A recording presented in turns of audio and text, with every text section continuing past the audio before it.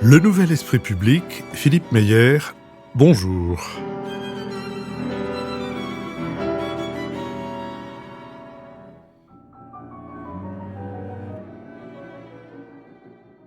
Bonjour, merci de nous avoir rejoints pour ce Nouvel Esprit Public au cours duquel nous tenterons d'éclairer certains aspects de l'actualité avec Jean-Louis Bourlange, essayiste et ancien président de la Commission des Affaires étrangères de l'Assemblée nationale, Matthias Fekl, avocat et ancien ministre de l'Intérieur, Béatrice Gibelin, directrice de la revue Hérodote et fondatrice de l'Institut de géopolitique, et Lucille Schmitt, présidente de la Fabrique écologique.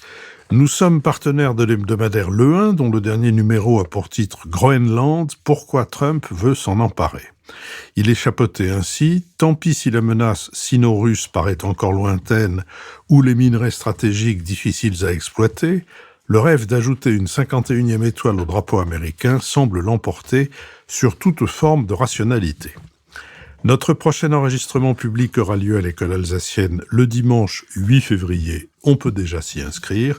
Et mercredi, nous mettrons en ligne dans notre série Si c'est pour la culture, on l'a déjà donné, le premier de 2 entretiens avec Calixte de Nigremont, maître de cérémonie, animateur de télévision, chroniqueur radiophonique dont les activités vont de la présentation de grands événements, de festivals musicaux, d'art de la rue, d'humour, de cirque, aussi bien que de spectacles équestres. Il est l'initiateur d'une pétition intéressante pour réclamer le transfert à Angers des bijoux de la couronne d'Angleterre en compensation de l'assassinat du dernier des Plantagenets. Toutes nos émissions font l'objet d'un compte-rendu analytique ou compendium auquel vous pouvez vous abonner gratuitement. Vous le recevrez dans votre boîte aux lettres de courriel chaque mercredi. Commençons par le premier des 2 sujets que nous avons retenus. À qui profite le retour du 49.3 ?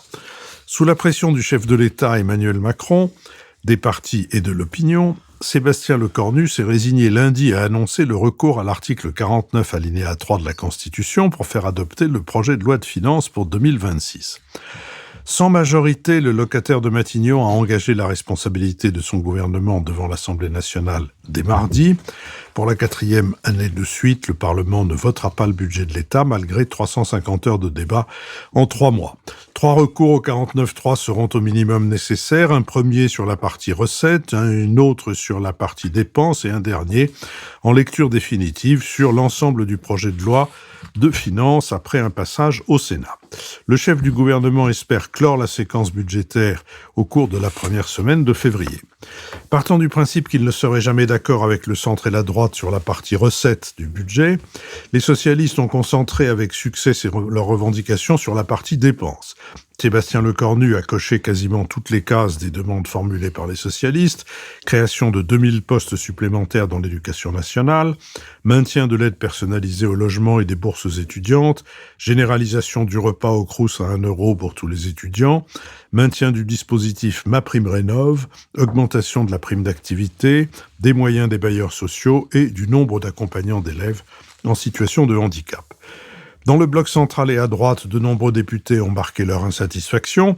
Si personne ne s'attendait à une copie budgétaire conforme à ses attentes, certains points sont difficiles à avaler pour les députés du socle commun, en particulier chez les Républicains, où le maintien de la surtaxe de l'impôt sur les sociétés à hauteur de 8 milliards d'euros, ainsi que l'abandon de la fin de la cotisation sur la valeur ajoutée des entreprises sont perçus comme une hérésie fiscale. Le MoDem a obtenu le maintien des bourses étudiantes, la droite sénatoriale la préservation d'une partie des dotations aux collectivités locales, Renaissance le non-rabot des allègements de charges, Laurent Wauquiez l'indexation complète du barème de l'impôt sur le revenu et la préservation du pouvoir d'achat des retraités. Dès l'annonce du compromis noué par Sébastien Lecornu avec le PS, les 2 têtes du parti, Bruno Retailleau et Laurent Wauquiez, n'ont d'ailleurs pas hésité à qualifier ce budget de socialiste et imparfait, sans toutefois brandir la menace d'une éventuelle censure. Le président de la République a salué un budget qui permet au pays d'avancer et de garantir une stabilité. Sur cette question, Lucille Schmitt. Oui, merci Philippe. Donc la question que vous nous posez, c'est à qui profite le retour du 49.3 ? Et donc ainsi, vous nous rappelez que le renoncement au 49.3 était en fait une promesse de Sébastien Lecornu, notamment pour pouvoir négocier avec les socialistes, qui en faisait une condition préalable.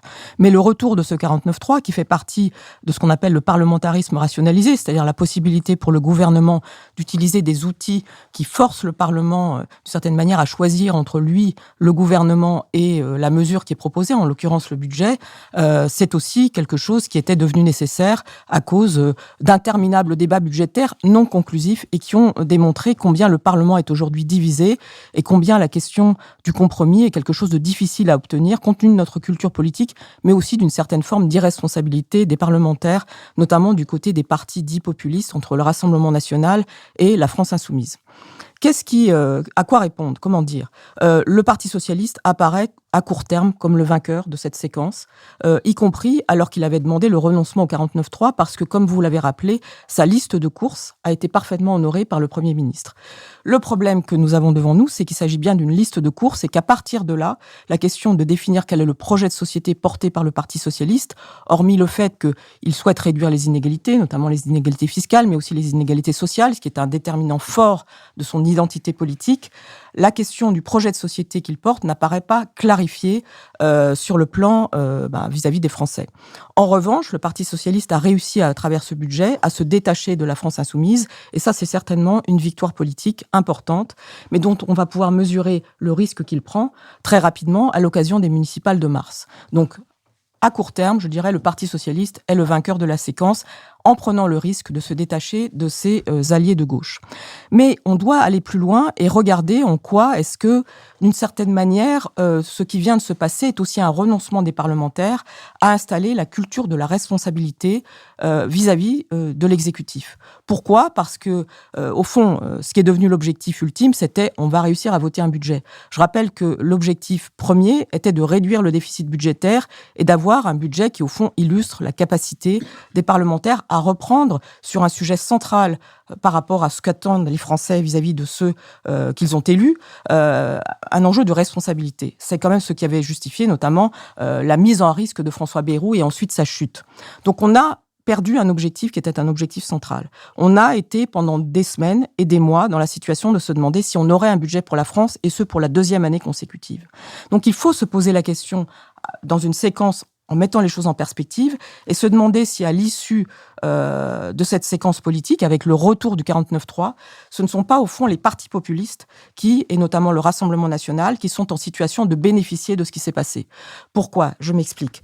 Parce que ceux qui ont vocation à exercer le pouvoir, c'est-à-dire l'ex-majorité présidentielle, les socialistes qui y aspirent, la droite qui y aspire mais qui est divisée par rapport au Rassemblement national, n'ont pas fait preuve d'un esprit de responsabilité qui leur a permis d'élaborer une feuille de route commune sur le plan budgétaire, alors même qu'ils ont au contraire illustré leur division et que, d'une certaine façon, ils ont renoncé à ce qui constituait leur différence par rapport aux partis comme LFI et le Rassemblement national, qui est de dire nous on connaît les chiffres, nous on peut vous faire un budget, nous on peut exercer des responsabilités, et ce, alors que la dramatisation de la question de la dette vis-à-vis de l'opinion publique a été portée par François Bayrou, par Emmanuel Macron et par les agences de notation financière. Donc comment est-ce que cette séquence va déboucher ensuite sur une séquence à horizon 2027 qui serait une séquence qui pourrait favoriser les partis populistes, LFI et le Rassemblement national ? Je pense que cette question mérite d'être posée, et je pense que les élections municipales qui viennent, où à la fois la France insoumise et le Rassemblement national sont très présents et choisissent au fond d'en faire une sorte de galop d'essai par rapport à ce qui va se passer sur la présidentielle, cette question me semble d'être posée au-delà du très court terme. Matthias Fekl. On est dans une situation assez paradoxale où un Premier ministre gaulliste commence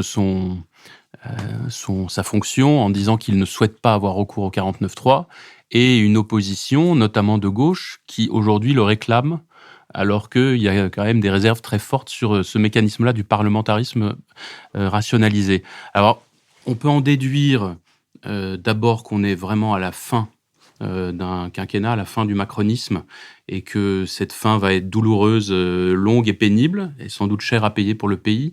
Mais je pense aussi qu'on est dans un moment d'affaissement de nos institutions, parce que le spectacle des derniers mois est quand même relativement triste, j'y reviendrai. Alors, De cette situation, il y a d'abord le fait que le compromis n'est pas assumé. Je pense que le Premier ministre avait raison de dire il faut trouver des compromis quand vous avez une Assemblée nationale éclatée sans aucune majorité. Qu'est-ce que vous voulez faire d'autre ? Il faut travailler ensemble et la nouvelle méthode qu'il voulait inaugurer, à mon avis, est tout à fait louable.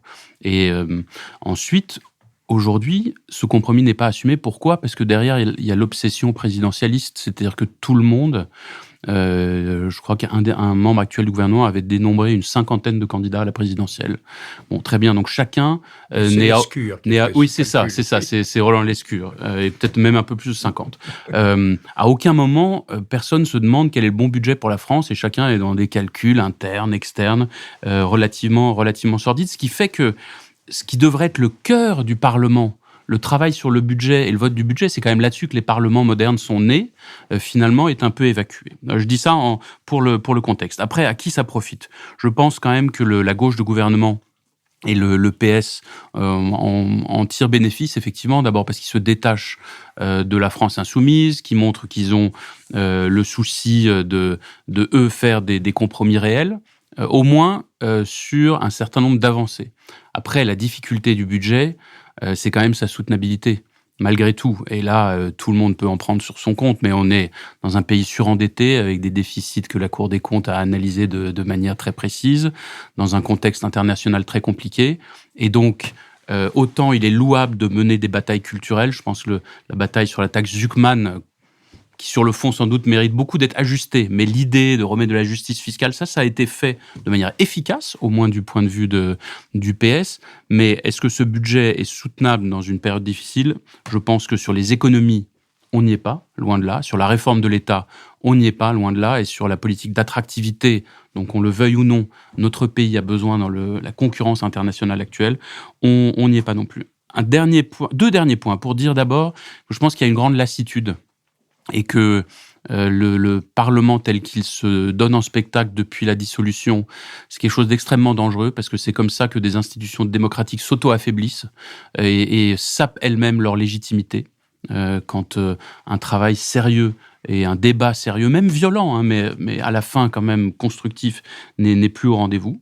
Et puis le deuxième point, c'est de dire, je pense qu'il y a une personnalité qui, paradoxalement, sort aussi gagnante de cette séquence, c'est le Premier ministre.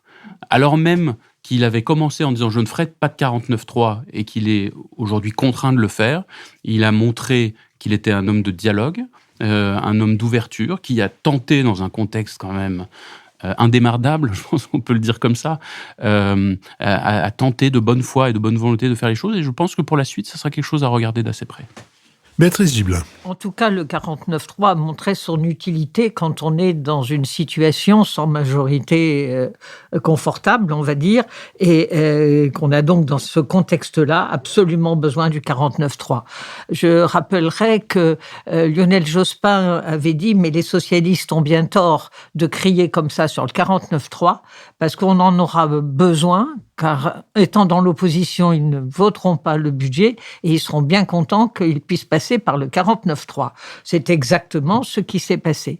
Alors, l'idée du retour, c'est bien aussi parce que le 49.3 a été utilisé peut-être à mauvais escient dans le temps qui a précédé, en particulier sur la réforme des retraites, avec l'attitude d'Elisabeth Borne, qui n'était pas un modèle, j'allais dire, d'ouverture et de communication vers les uns et les autres. Et ça a permis une crispation sur le 49.3. C'est-à-dire que dans un rapport de force sur des situations, sur des lois qui n'étaient pas essentielles, on a utilisé le 49.3, ce qui en a fait un épouvantail. Et à partir de ce moment-là, un article antidémocratique, ce qu'il n'est pas s'il est utilisé à bon escient.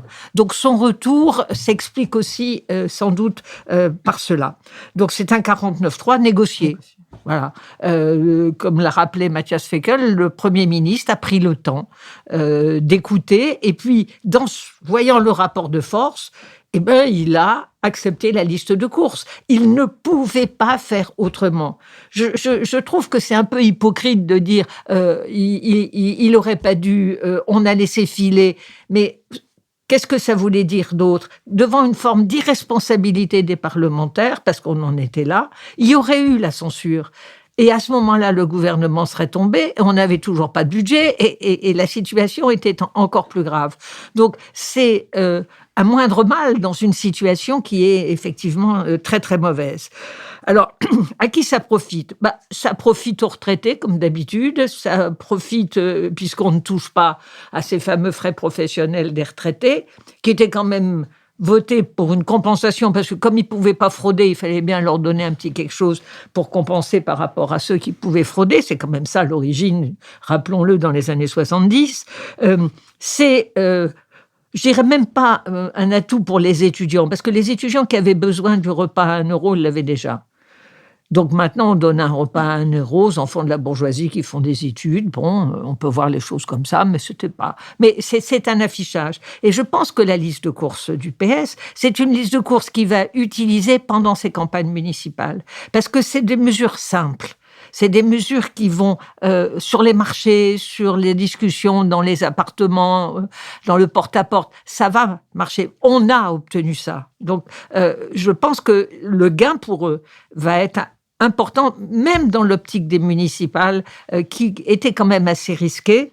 Je ne suis pas tout aussi persuadée que ce soit forcément un grand aspect très positif pour le RN et LFI, qui donnent quand même très publiquement leur incapacité à penser dans l'intérêt du pays, parce que je pense que beaucoup d'électeurs, beaucoup de citoyens sont absolument convaincus qu'on a besoin d'un budget, et que cette attitude les montre comme des irresponsables. Donc je pense que ça profite aussi à la défense, parce que le budget de 3,5 milliards d'augmentation, on va quand même l'avoir. Et c'était quand même un moment urgent où il fallait pas trop traîner, je pense.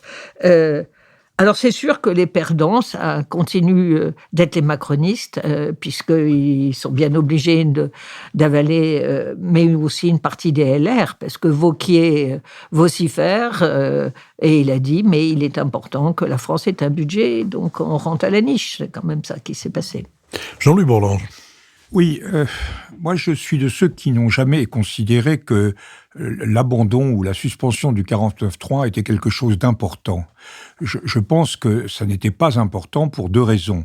D'abord parce que c'était pas un changement constitutionnel, mais simplement une décision qui était révocable et qui a été révoquée. Et deuxièmement parce que derrière l'abandon du 49.3, l'équilibre fondamental était maintenu. C'est-à-dire que le gouvernement avait la possibilité de faire passer son budget par ordonnance et le Parlement avait la possibilité de censurer le gouvernement s'il recourait à quelque chose de cet ordre. Donc l'équilibre entre moi, gouvernement, je peux vous imposer ce que je veux et vous, Parlement, vous pouvez me dégommer, il n'était pas mis en cause en réalité par le 49.3. Ce qui est intéressant, c'est de savoir pourquoi, avec obstination, Sébastien Lecornu n'a jamais évoqué le budget par ordonnance. Il a toujours dit, soit on a un compromis, soit on a une loi de reconduction qui est très mauvaise. La loi de reconduction, personne n'en voulait.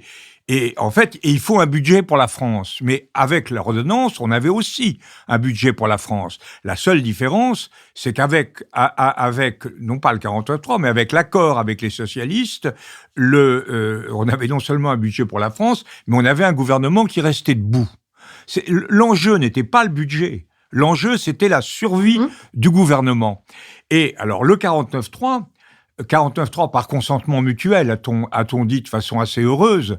C'est pourquoi les socialistes l'acceptent. Pour une raison très simple.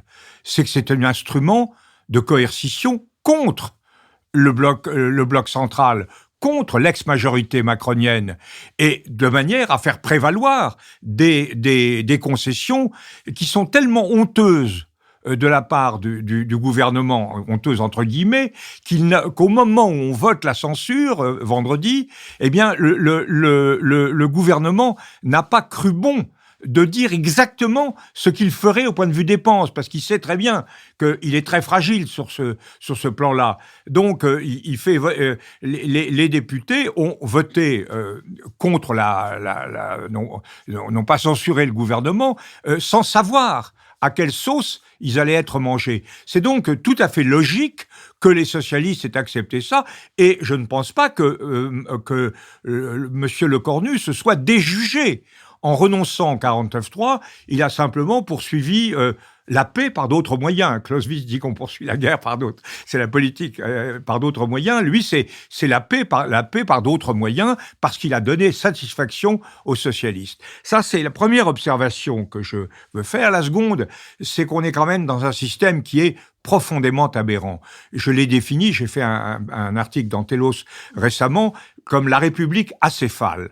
On a toujours eu une hésitation pour savoir si la tête du gouvernement, ça devait être le président de la République, comme c'était le cas avec le général de Gaulle, Pompidou, Giscard et les présidents hors cohabitation, ou si c'était le Premier ministre. Le Premier ministre, comme ça a été le cas avec Chirac Premier ministre, avec Balladur Premier ministre et avec Jospin Premier ministre. Eh bien là, c'est ni l'un ni l'autre. C'est ça qui est très pervers. Madame Montchalin l'a très bien défini. Nous sommes la République des amendements. Ce qui compte, ce n'est plus le projet de loi, le projet de budget, ce sont les amendements des uns et des autres. On ne discute que des amendements. Et là, on arrive vraiment à ce que dit Béatrice, à savoir qu'il n'y a aucune analyse de ce que doit être le budget. C'est un acte exécutif d'abord. Il n'y a aucune analyse sur les buts, sur la politique économique qui est suivie, sur la stratégie que l'on poursuit, l'équilibre entre les dépenses sociales et les dépenses militaires compte tenu de la situation politique. Tout cela est absolument ignoré. On se contente de négocier au coup par coup des amendements. Alors, Lecornu n'a pas voulu ça. Lecornu a tenté au début de la manœuvre, et il a proposé à Faure de dire, écoutez, on se met autour d'une table et on bâtit quelque chose. Et Faure, intelligemment sur le plan tactique, a dit non, ça ne va pas. On va discuter au coup par coup. Et il a vraiment fait carton plein, y compris pour le 49.3, comme je le disais tout à l'heure, mais il a fait carton plein avec la suspension du régime des retraites, et puis des réformes fiscales quand même très dures pour l'entreprise, et des gratifications sociales qui sont un peu hors de portée. Donc tout ça est ainsi. Alors qui a gagné? Troisième question, dernière question, qui l'a emporté? Moi je crois que les socialistes, indiscutablement, en termes électoraux.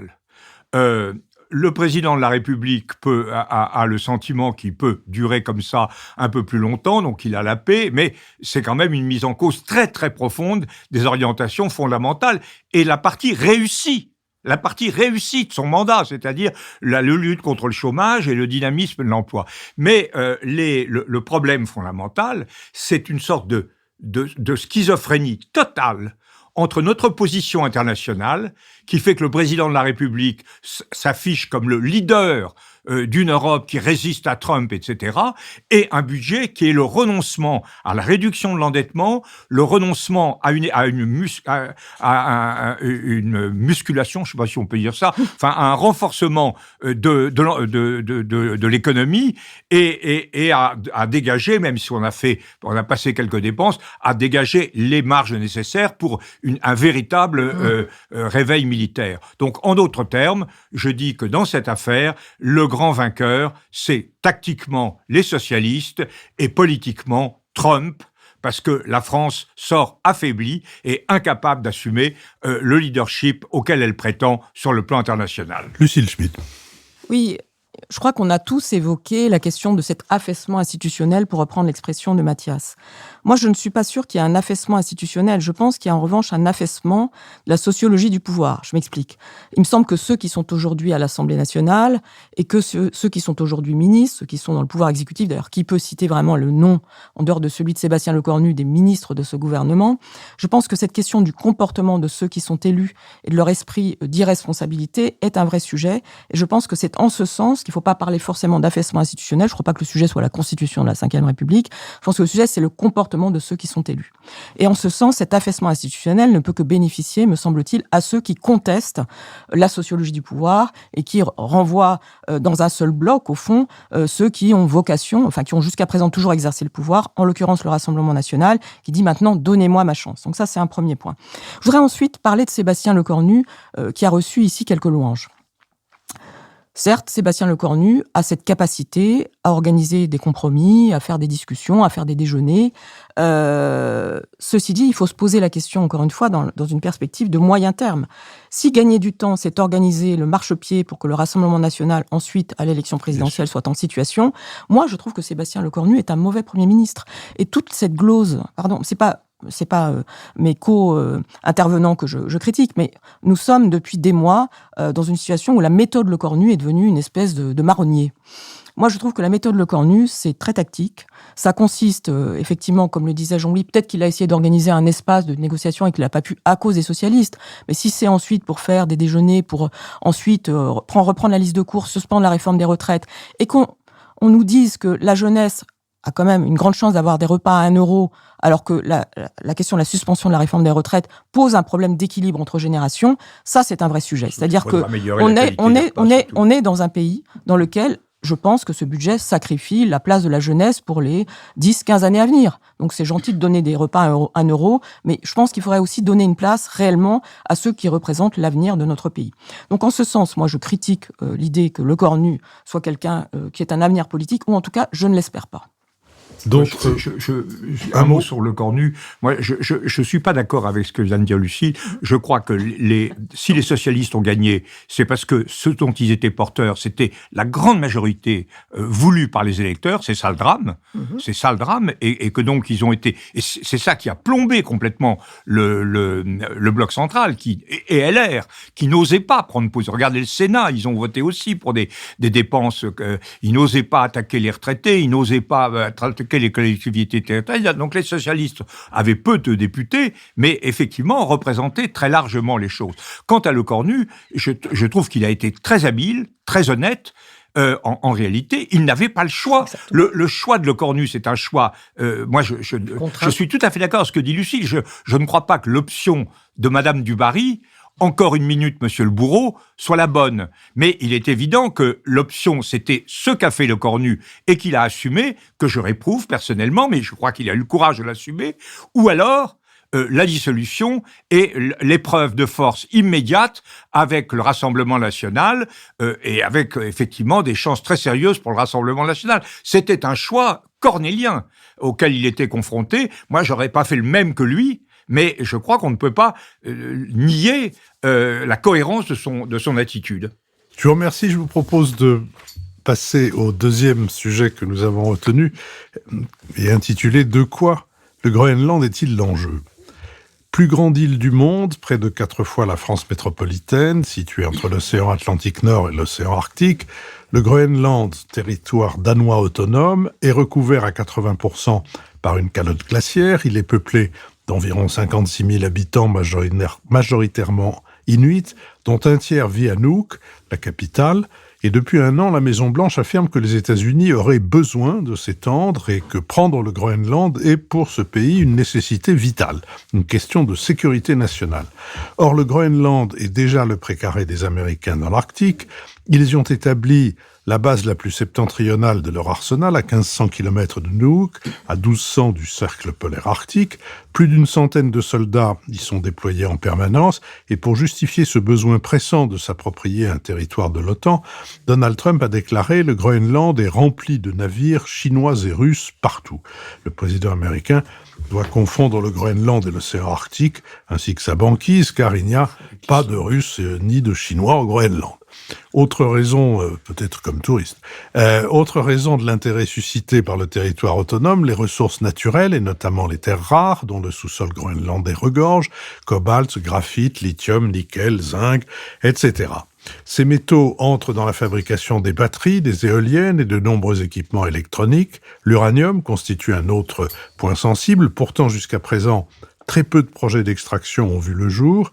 La mine est une activité surtout nécessitant des routes d'accès, des voies ferrées pour évacuer les métaux, des ports pour exporter le minerai et des installations de première transformation.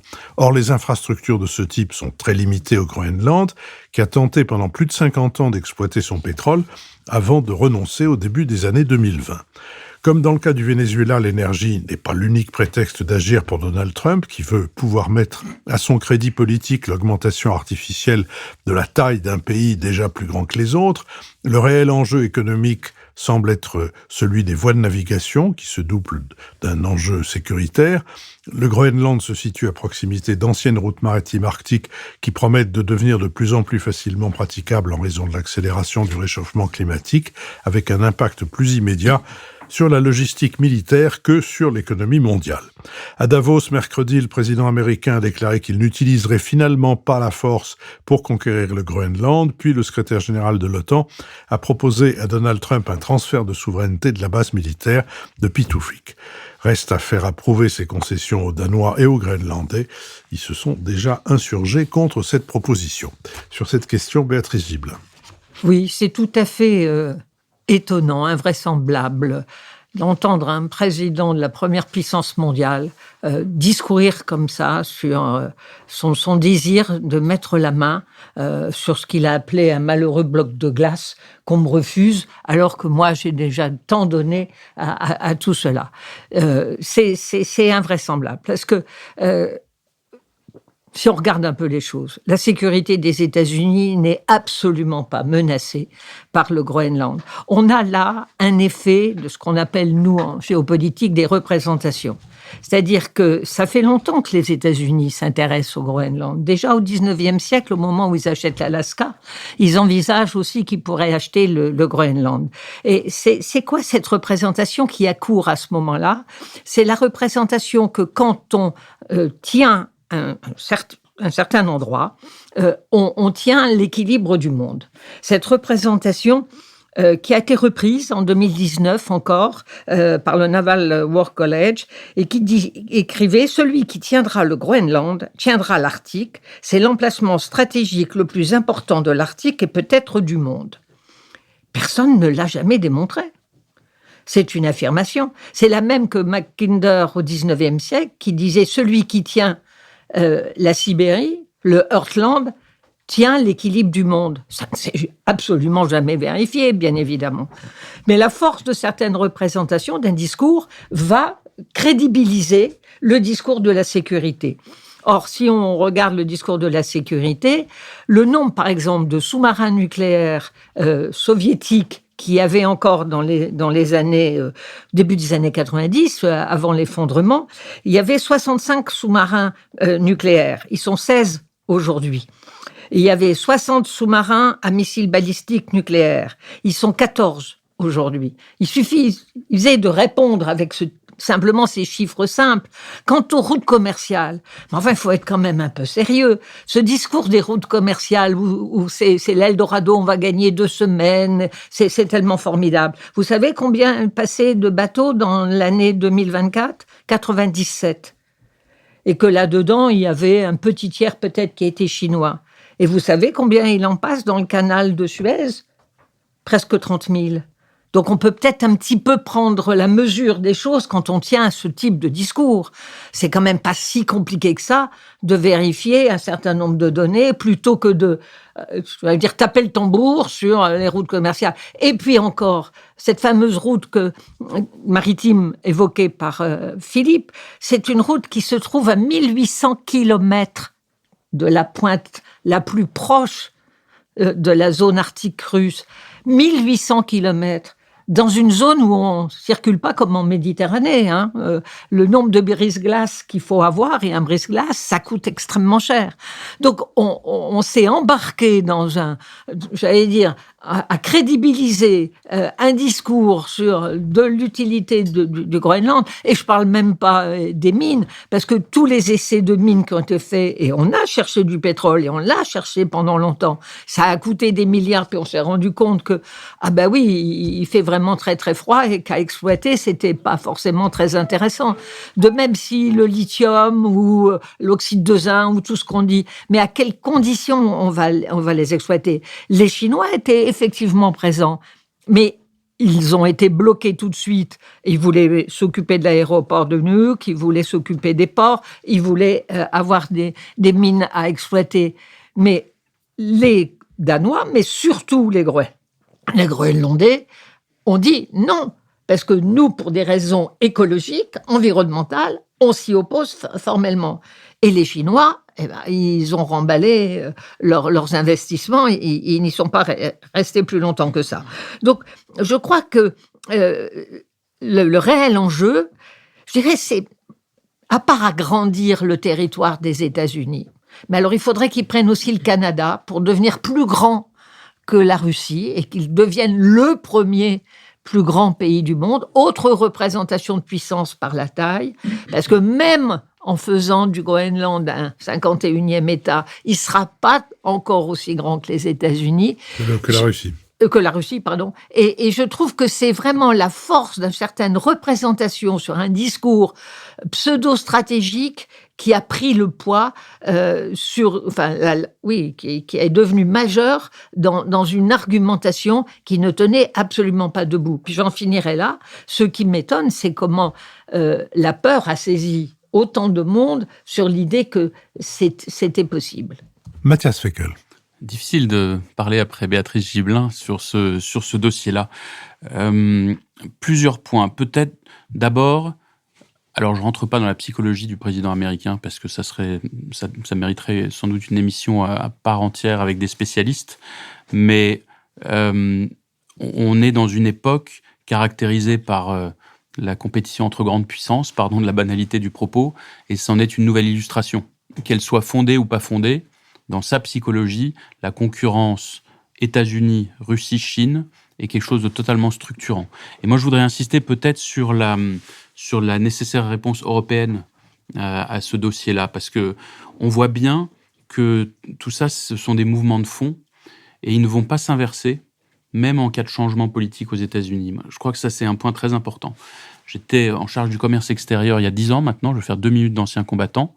Déjà à l'époque, sous une administration démocrate, avec le président Obama, beaucoup plus policé, beaucoup plus courtois, la défense par les États-Unis de leurs intérêts essentiels était d'une brutalité inouïe et d'une détermination absolue, avec la mobilisation de tous leurs moyens publics et privés pour y parvenir. Alors à l'époque, l'Europe était très divisée, les pays de l'Est étaient beaucoup plus enclins à suivre n'importe quelle demande américaine en contrepartie d'une protection dans le cadre de l'OTAN. Ça s'est ébranlé maintenant. Et ça peut être une force pour l'Europe, que les pays d'Europe de l'Est maintenant se disent on ne peut plus compter sur eux de manière indéfectible. Il y avait déjà à l'époque le refus de prendre en compte la plupart des demandes européennes dans le cadre des accords commerciaux. Vous aviez en parallèle les négociations sur le TTIP avec les États-Unis et sur le CETA avec le Canada. Et c'était 2 négociations diamétralement opposées, à la fois sur le fond, mais aussi dans l'état d'esprit. D'un côté, c'était une discussion dure mais honnête entre partenaires. De l'autre côté, c'était vraiment beaucoup plus... je sais pas comment dire. C'était pas hostile, ça serait excessif, mais c'était beaucoup plus compliqué, agressif, et la bonne foi me semblait moins au rendez-vous. Voilà, je vais dire les choses de cette manière-là. Tout ça pour dire quoi ? Pour dire que tout ça, ça va pas changer. Les États-Unis sont rentrés dans une phase, alors qui là s'exprime de manière caricaturale et outrancière, mais ils vont poursuivre. Ils vont continuer à poursuivre la défense de leurs intérêts. Ce qu'on doit souhaiter, évidemment, c'est que ça soit sans ébranler les grands piliers de l'Alliance atlantique, transatlantique et de l'OTAN. Mais je pense, encore une fois, que l'Europe doit s'armer là-dessus. Alors, s'armer, ça veut dire effectivement s'armer. Il y a un côté militaire qui est indispensable. Sur le budget, là-dessus, on en parlait tout à l'heure, est quand même plutôt positif. L'Allemagne est aussi engagée dans un réinvestissement dans son outil militaire extrêmement offensif. En revanche, ce qu'il faut, c'est une coopération beaucoup plus forte. Pour moi, il est incompréhensible que l'avion de combat franco-allemand n'avance pas davantage. Alors, je sais bien qu'il y a des arbitrages industriels très compliqués, mais c'est pas possible. On est face à des défis beaucoup plus larges. Sur ces dossiers-là, il faut armer. Il faut avancer sur tous les aspects de la souveraineté, sur l'euro comme monnaie de référence, pour ne plus être dépendant du dollar, y compris dans les transactions internationales, et ne plus être frappé de manière extraterritoriale par le droit américain, uniquement parce que, quelque part, vous avez un bout de transaction qui s'est fait en dollars. Là-dessus aussi, la montée en puissance de l'euro dans les échanges internationaux est très importante. Et puis, il y a de prioriser nos partenariats. Quels sont nos partenaires dans l'avenir? Avec quels blocs régionaux nous devons ou pas signer des accords? Est-ce que le Mercosur en fait partie ou pas? Mais là, il faut une approche politique stratégique de long terme sur les 10, 15, 20 prochaines années, et on pourrait multiplier les dossiers sur lesquels vraiment cette approche en termes de souveraineté numérique, fin de la naïveté européenne, fin de la servitude européenne sur ces sujets, c'est vraiment absolument décisif si nous voulons continuer à vivre en Européens avec nos valeurs, avec notre mode de vie et avec la capacité de faire nos propres choix. Lucille Schmitt. Oui, je crois que dans les interventions de Béatrice et de Mathias, on voit qu'il y a deux registres. En fait, il y a le registre de Donald Trump à Davos, ses discours, cette espèce de sidération dans laquelle on se trouve lorsqu'on entend un président des États-Unis, effectivement, comme le disait Béatrice, parler d'un bloc de glace et confondre l'Arctique et le Groenland.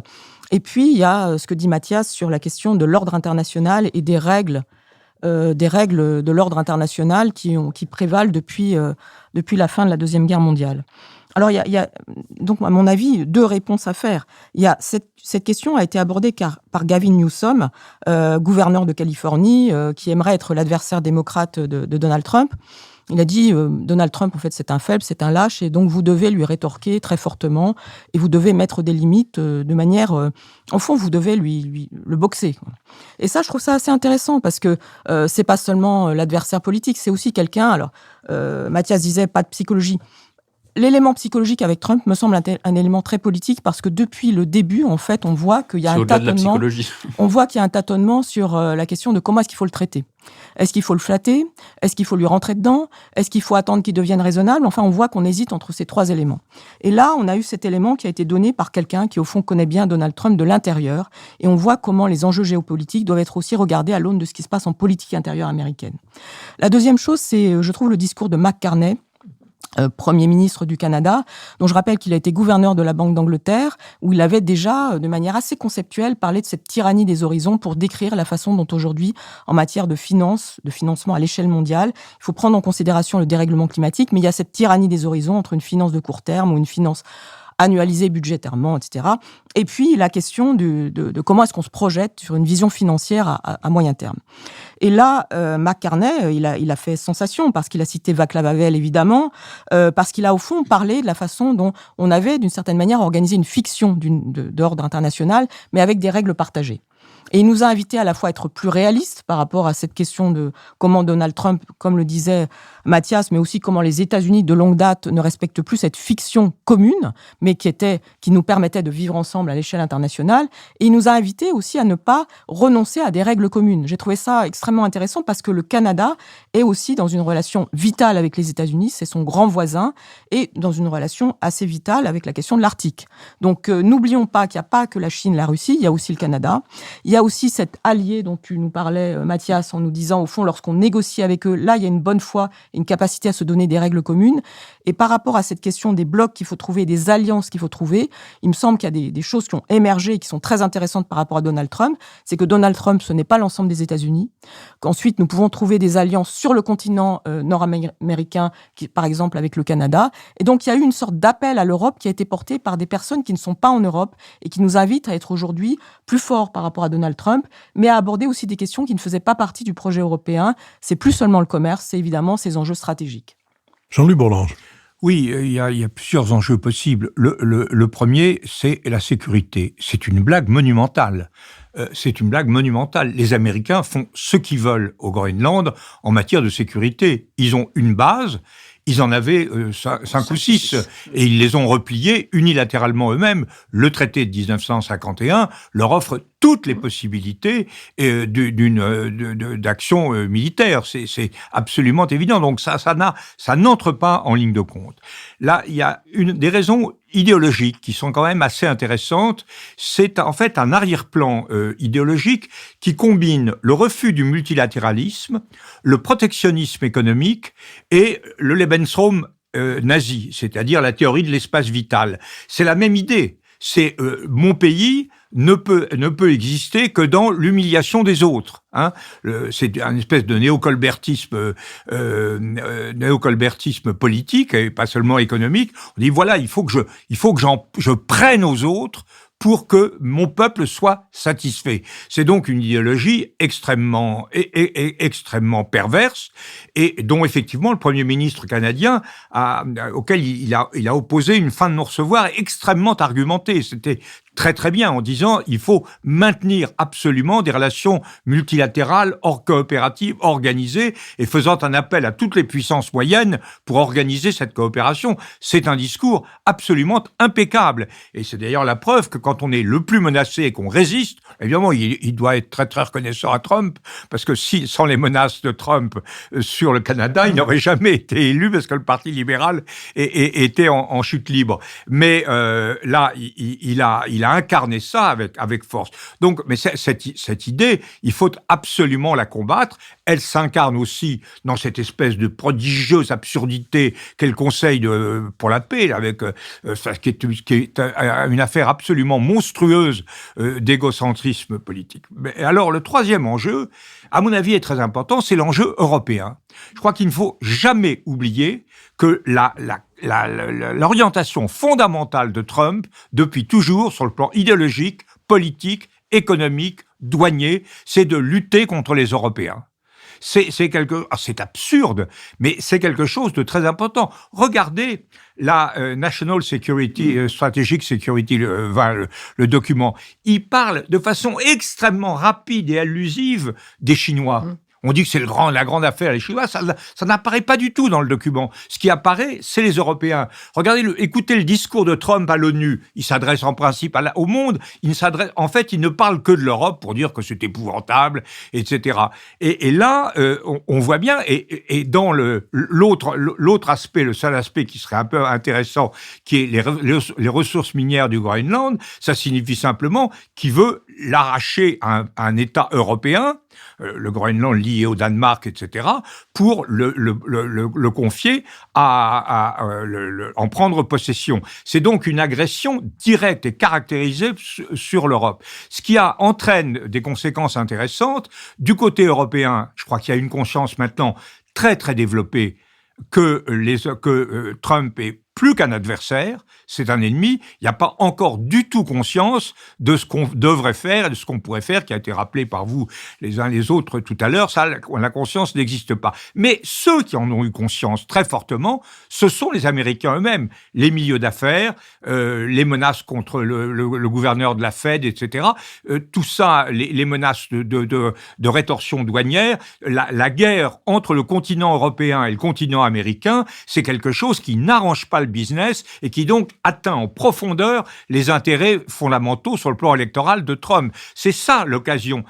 S'il n'y avait pas eu cette réaction, on allait en Europe vers quelque chose de très, très distendu. Il y avait notamment une réapparition d'une très profonde différence d'approche entre la réaction politique de Macron et des Français et la prudence industrialiste des Allemands. L'industrie en Allemagne, c'est l'identité nationale, et donc on touche pas à la bagnole. Donc il y avait une réaction très très prudente du chancelier fédéral.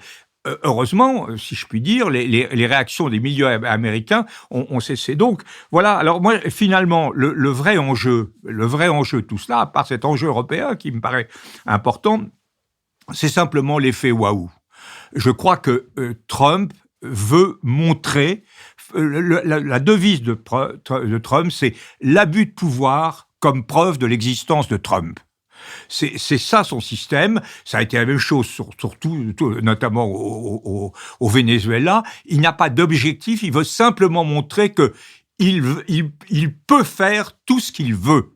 D'où ce discours complètement dément et maintenant qui devient préoccupant. On a un discours qui doivent se méfier, c'est les Islandais, parce que comme il a confondu dans son discours le Groenland et l'Islande, les autres, ils ont intérêt à numéroter leurs abattis, parce qu'on ne sait jamais, une balle perdue est vite arrivée, et donc on est en face d'un délire qui est au-delà du délire picrocolin, qui est un délire à Jarry, du Burois, c'est-à-dire un discours totalement délirant, appuyé sur une réserve de puissance absolument colossale, et ça a fichu la trouille à tout le monde. McCartney en a été d'expression, et ces pauvres Européens, les Européens ont dit que c'est des herbivores qui ne sont pas des carnivores, mais maintenant ce qu'on leur a dit, c'est attention, on va vous couper l'herbe. Remarque adventiste ou adjacente, je ne sais plus. À Détroit, le président Trump s'est fait interpeller par un ouvrier qui a d'ailleurs été licencié depuis, qui l'a interpellé en criant soutien de pédophile. Et je me suis demandé si peut-être à Davos, il y aurait quelqu'un qui, comme Charles Floquet, à la fin des années 1860, au moment où Alexandre II était venu pour l'exposition universelle, avait crié à Alexandre II « Vive la Pologne, monsieur !» Parce que pendant ce temps-là, l'Ukraine est passée absolument sous les radars. Et le comportement des Russes à l'égard de l'Ukraine a été encore plus infect qu'il avait été jusqu'à présent. Et donc, peut-être est-il bon d'essayer de remettre l'Ukraine au centre des préoccupations et des interventions. Ils ont tenu des propos positifs sur la politique du Groenland de Trump, les Russes. Mais forcément, c'est un alibi fantastique pour leur propre stratégie en Ukraine. Leur propre invasion de l'Ukraine. Je vous propose que nous considérions que nous sommes arrivés à notre dernière séquence, la séquence des brèves, que je vais ouvrir de plusieurs manières. La première en vous annonçant que la semaine prochaine, nous quitterons ou cesserons d'être victimes de la tyrannie de l'actualité et nous consacrerons une émission thématique à la France avec Michel Vinocq. Pourquoi ? Parce que j'ai retrouvé dans ma bibliothèque cet été un livre qu'il avait publié en 1995 et remis à jour une vingtaine d'années plus tard, qui s'appelait « Parlez-moi de la France », qu'on lui avait demandé. Ouais, remarquable. Et voilà, je me suis dit, tiens, reparlons-en un peu. Et donc, Michel Vinocq sera mon invité la semaine prochaine. Je ne parle pas de Vinocq, je parle de la France. Et donc, ce sera le sujet de notre prochaine émission. Et par ailleurs, nous avons eu ici à plusieurs reprises l'occasion et le plaisir de recevoir Thierry Breton. Et Thierry Breton est à la fois l'un des premiers à avoir manifesté qu'il fallait avoir vis-à-vis de Trump et des États-Unis, de la politique trumpienne, une attitude ferme et des réponses qui soient appropriées. Ça lui coûte d'ailleurs d'être privé de visa pour aller aux États-Unis, ce qui est vraiment une attitude assez pitoyable de la part du gouvernement américain. Mais Thierry Breton vient de publier dans Le Grand Continent, qui est comme vous savez, une publication en ligne créée par un certain nombre d'élèves et d'anciens élèves de l'école normale et dont il faut bien souligner une nouvelle fois qu'on y trouve énormément d'articles et de déclarations et d'interviews intéressants et très, très habilement commentés. Donc Thierry Breton, dans Le Grand Continent, a publié un article intitulé « Résister à l'ère de la radicalité » et qui se conclut par un appel, qui comporte un appel aux parlementaires européens.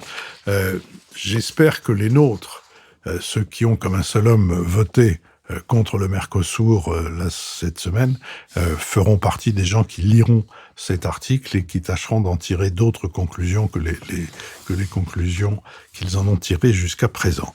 Béatrice Gibelin. Oui, mais moi, c'est deux choses. Puisqu'on a parlé de l'Europe, Sylvain Kahn, qui est un professeur à Sciences Po, historien et géographe, qui est un défenseur de l'Europe depuis toujours, vient de publier aux éditions CNRS « L'Europe : un État qui s'ignore ». Et comme tout le monde tape sans arrêt sur l'Europe dans son incapacité dans ses divisions, incapacité à décider, ses divisions constantes, etc., je trouve que c'est un livre qui donne à réfléchir. C'est un regard qui est absolument positif sur cette construction d'un nouveau type d'État, un État supranational dans lequel volontairement des États-nations décident de mutualiser un certain nombre de leurs pouvoirs, de leurs enjeux. C'est un État qui est attractif puisqu'il continue à attirer régulièrement un certain nombre de partenaires qui voudraient bien y rentrer. Il est supranational parce que chacun garde aussi sa souveraineté nationale et donc il faut respecter la liberté des pays membres. On peut en sortir. C'est l'exemple du Brexit. Ça n'a pas été facile, mais ils en sont sortis. Ça a calmé d'ailleurs beaucoup parce qu'il n'y a plus grand monde maintenant qui veulent vraiment en parler. Donc, on annonce toujours la fin de l'Europe et puis, néanmoins, ça avance quand même qu'à un quart. Et donc, je crois que c'est intéressant de lire ça en ce moment parce que ça donne à penser, ça donne à réfléchir. On peut parfaitement ne pas être d'accord et trouver ça assez naïf, mais il y a des arguments qui sont assez convaincants. Et puis, une toute petite chose encore, allez voir Rêverie de Pierre, c'est Poésie et minéraux de Roger Caillois. C'est une exposition pas très grande, qui se trouve au musée des Arts et de la Joaillerie, boulevard Montmartre. Et ce que peut faire la nature est absolument merveilleux. Lucille Schmitt. Oui, moi aussi, j'ai 2 petites brèves. Je voudrais d'abord recommander de lire dans Le Monde une tribune de Vincent Duclerc qui est parue il y a 2 jours, ou plutôt, soyons précises, qui est parue le 21 janvier, et qui porte en fait sur, qui de manière extrêmement argumentée et salutaire montre comment le Rassemblement national essaye déjà au fond, de modifier l'histoire de notre pays et l'histoire des génocides. Et à cette occasion, il cite la façon dont un député du Rassemblement national, le député de l'Oise, dans la discussion budgétaire, compare une taxation au fait que finalement les Tutsis raccourcissaient les Hutus parce qu'ils étaient plus grands. Un truc absolument délirant, c'est-à-dire que déjà il y a une inversion par rapport au génocide, puisque c'est bien le génocide des Tutsis par les Hutus, etc. Et ce qui est assez remarquable dans cette tribune de Vincent Duclerc, c'est que par exemple il n'épargne pas non plus François Mitterrand, et il montre bien comment François Mitterrand, notamment, et aussi l'Institut François Mitterrand, continue à porter par rapport au génocide au Rwanda une sorte de manière de revisiter l'histoire. On a l'impression qu'au fond c'est un massacre qui s'est passé entre chefs africains, entre noirs, quoi, finalement. Et ça, je trouve que c'est extrêmement salutaire parce que, de la même manière, Vincent Duclerc, qui a déjà écrit à plusieurs reprises des tribunes là-dessus, montre comment aujourd'hui, par exemple, Jordan Bardella dit des choses du genre « ne faites pas votre Jean Moulin ». Donc on est dans cette situation où il faut bien voir, on voit bien aussi comment Poutine revisite l'histoire, que certains partis, certains dictateurs utilisent évidemment le fait de revisiter notre histoire pour construire une identité nationale fictive. Deuxième brève, à toute vitesse, je voulais recommander d'aller voir le film de Dominique Moll, Dossier 137, qui est un film remarquable sur, au fond, la place de la police en démocratie, qui revient en fait sur le rôle de l'inspection générale de la police nationale, l'IGPN, en montrant une enquêtrice, au fond, loyale à la police, mais qui peut être perçue comme déloyale par rapport à ses collègues. Et au fond, on voit bien comment aujourd'hui on a perdu une sorte de bataille sémantique, parce que qu'on parle tout le temps de violence policière, c'est un problème. La police est d'abord là pour nous protéger, et je pense que ce film est un exercice salutaire sur la manière dont on a besoin de la police, mais on a aussi besoin de contrôler la police en démocratie. C'est un film quasi-documentaire remarquable. Mathias Frickel. Je voulais attirer l'attention sur la création, le lancement d'une nouvelle collection chez Gallimard, la bibliothèque de géopolitique, Gallimard et le Grand Continent, dont Philippe parlait à l'instant. Le lancement a eu lieu mercredi soir dans la bibliothèque de la rue d'Ulm. Et dans le cadre de cette nouvelle collection, j'attire tout particulièrement l'attention sur le premier livre d'Arnaud Miranda, Les Lumières sombres, comprendre la pensée néo-réactionnaire, livre d'un jeune chercheur qui analyse la manière dont, au début du millénaire, les années 2000, 2010, 2020, est née sur Internet et dans les think tanks une nouvelle pensée réactionnaire, remettant en cause la démocratie, remettant en cause l'égalité, détestant l'État et la puissance publique, et la manière dont ça s'est greffé sur un certain nombre de représentants de la Silicon Valley, puis du mouvement MAGA. C'est un livre salutaire, je crois, pour comprendre l'époque actuelle et malheureusement l'époque à venir. Jean-Louis Bourlanges. Oui, moi je cède de plus en plus à ma tentation profonde qui est de m'intéresser au passé. Et qui est quand même, qui n'est pas brillant, mais qui est quand même moins décevant que le présent. Et je voudrais, chacun sait que le tombeau des héros est le cœur des vivants. Encore faut-il que les vivants connaissent les héros. Et je voudrais signaler un petit livre très, très émouvant de Jean Rousselot, Cavalier du ciel, qui est consacré à son grand-père, Carlo de Rose, dont le fils François de Rose a été un ambassadeur extrêmement respecté. Et ce livre, Cavalier du Seul, montre un homme qui a vraiment toutes les vertus. Il est qualifié par un de ses chefs de modeste et de capable, mais il est bien davantage que modeste et capable. Il combine des vertus extrêmement impressionnantes. D'abord, le courage moral. Il sacrifie, il est Saint-Cyrien, il sacrifie sa carrière. Heureusement, il sera récupéré par l'armée après en avoir été chassé, pour refuser de forcer la porte d'une église dans les affaires d'inventaire. Il est passé en conseil de guerre, c'est terrible pour lui. Ensuite, c'est un homme qui est d'un patriotisme extraordinaire. Il va mourir en 1916, d'ailleurs d'une défaillance mécanique de son avion. Mais à la tête de cela, et c'est surtout un très grand innovateur, c'est lui qui invente l'aviation de chasse. C'est-à-dire qu'il est tout de suite attiré par les avions, il comprend très bien l'intérêt, et l'ensemble de l'armée veut en faire simplement un instrument d'observation au service de l'armée de terre.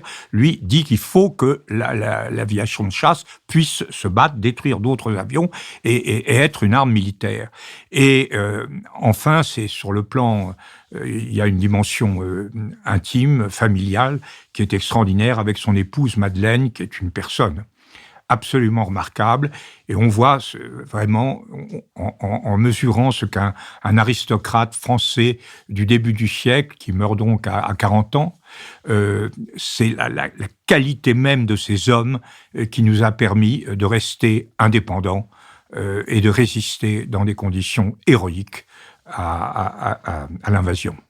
Je vous remercie. Je remercie Sophie Jacquin, avec qui cette émission a été préparée, Benoît Carré qui va en assurer le compte-rendu analytique, le compendium, Nicolas Tourneau qui veille au site, Olivier Magloire qui veille aux questions qui tournent autour des plateformes de financement, le studio L'Arrière-Boutique où cette conversation a été enregistrée, ainsi que Nouvelles Écoutes et Julien Neuville qui produisent cette émission. Je vous donne rendez-vous mercredi pour la première des 2 conversations avec Calixte de Nigremont et dimanche prochain pour une émission thématique avec Michel Vinocq autour du thème « Parlez-moi de la France ».